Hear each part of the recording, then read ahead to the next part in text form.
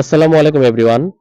BPL এর দ্বাদশ আসরে রাজশাহী ওয়ারিয়র্স এর কাছে হেরে রানার আপ হয়েছে চট্টগ্রাম রয়্যালস দল, যেই দলটির শুরুতে মালিকই ছিল না কোনো, কারণ টুর্নামেন্ট শুরুর একদিন আগে ট্রায়াঙ্গেল সার্ভিসেস লিমিটেড মালিকানা থেকে তারা পদত্যাগ করলে বিসিবি টুর্নামেন্ট জুড়ে কিন্তু দলটাকে তারা নেতৃত্ব দিয়েছে, অর্থাৎ কমিটির টিম আমরা সকলেই জানি।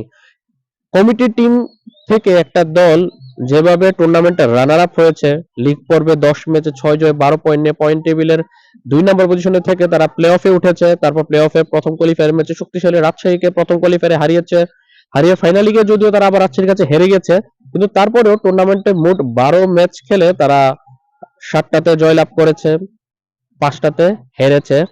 এমত অবস্থায় একটা দল যেটা শুরুর দিকে মালিকানাহীন ছিল, সেই দলটি যেভাবে ফাইট করেছে, তারপর এই দলটি বিপিএল এ আগামী আসরে থাকবে কিনা এখন সেটাই অনেক বড় একটা প্রশ্ন। এবং থাকলেও সেটা কি বিসিবির কমিটির দল হিসেবে থাকবে কিনা, এটা কিন্তু অনেকেরই একটা জানার আগ্রহ বা নিজেদের একটা প্রশ্ন মনে তো রয়েছে। এখন কথা হচ্ছে, চট্টগ্রাম রয়্যালস দলটি বিসিবির তো আর আজীবন থাকবে না। বিসিবি একটা বছর চালিয়েছে, কারণ এটা একটা ইমার্জেন্সি সিচুয়েশন ছিল, যার কারণে ইমার্জেন্সি অবস্থাতে বিসিবি চালিয়েছে। কিন্তু পরবর্তী বিপিএল এ যদি তারা নিজেরা চালাতে যায়, সেক্ষেত্রে সেটা কিন্তু আসলে কনফ্লিক্ট অফ ইন্টারেস্ট হয়ে যাবে, যে কোনো আয়োজক কমিটি তো আর কোনো দলকে পরিচালনা করতে পারে না। এখন অনেকে বলতে পারে একটা টুর্নামেন্ট আয়োজন করে ফেলেছে, তারা সম্পূর্ণ মালিক ছিল তারা, কিন্তু এটা একটা ইমার্জেন্সি পরিস্থিতিতে তারা করেছে। তারা টুর্নামেন্টের মাঝপথে কোনো মালিকানা পায়নি, তারা টুর্নামেন্টের মাঝপথে স্পন্সর পেয়েছিল ইস্পাহানিকে। এখন ভবিষ্যতে তারা পরবর্তী বিপিএল এ চট্টগ্রাম রয়্যালসকে অবশ্যই কোনো না কোনো মালিকের বা ফ্র্যাঞ্চাইজির হাতে তারা তুলে দিবে। সেই হিসাবে চট্টগ্রাম, অনেকের মনে প্রশ্ন জাগতে পারে তাহলে চট্টগ্রাম রয়্যালস হবে নামটা, নাকি নতুন কোনো ফ্র্যাঞ্চাইজি আসলে নতুন কোনো নামে হবে।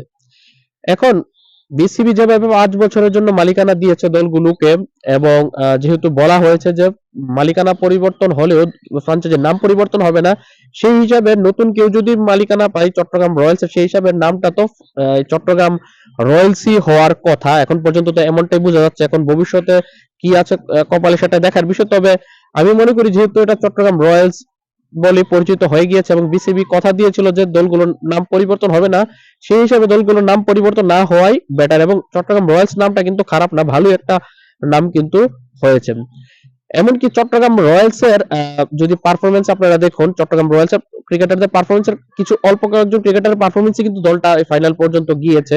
টপ 10 উইকেট টেকারের মধ্যে, উইকেট শিকারীর তালিকাতে 4 জন চট্টগ্রামের ক্রিকেটার ছিল, যার মধ্যে একজন 1 নম্বরে ছিল শরীফুল ইসলাম। আবার টপ 10 রান স্কোরের মধ্যে কিন্তু 6 এবং 7 নম্বর পজিশনে নাইম এবং রসিংটন ছিল।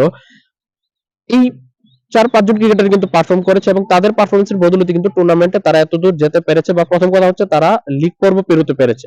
যখনটা মনে হয়েছিল যে বিসিবি দলটা পরিচালনা করবে, তাহলে তারা খুব বেশি একটা ভালো দল তো গঠন করবে না, বিদেশিদের মধ্যে বড় তারকা দেখা যাবে না, এমনটাই কিন্তু হয়েছে।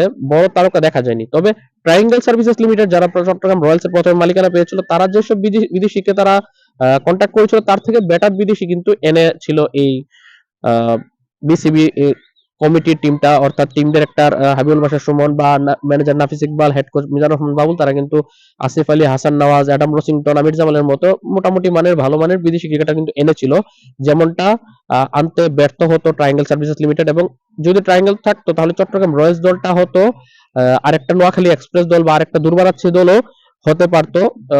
দুর্বার রাজশাহী বললেও ভালো হয়, কারণ দুর্বার রাজশাহী দল হওয়ার চেয়ে বিসিবি নিজেরা পরিচালনা করেছে, সেটা কিন্তু বেটার হয়েছে। তবে ভবিষ্যতে চট্টগ্রাম রয়্যালস দল থাকলে সেটা অবশ্যই বিসিবির দল হবে না, বিসিবি নতুন কাউকে এই মালিকানা কারো হাতে তুলে দিবে। সেক্ষেত্রে এখন বড় একটা ইস্যু হচ্ছে যে নতুন মালিক কারা আসবে। খুব আর্লি কথাগুলো বলছি, এখনো বিপিএল শুরু হতে প্রায় বছর সময় বাকি আছে, 11 মাস সময় তো বাকি আছে অ্যাটলিস্ট, যদি তারা বিপিএল এর সময়টাকে এগিয়ে না আনে। আর যদি বিপিএল এর সময়টা এগিয়ে আনে, সেক্ষেত্রে হয়তো সময়টা আরো কম হতে পারে।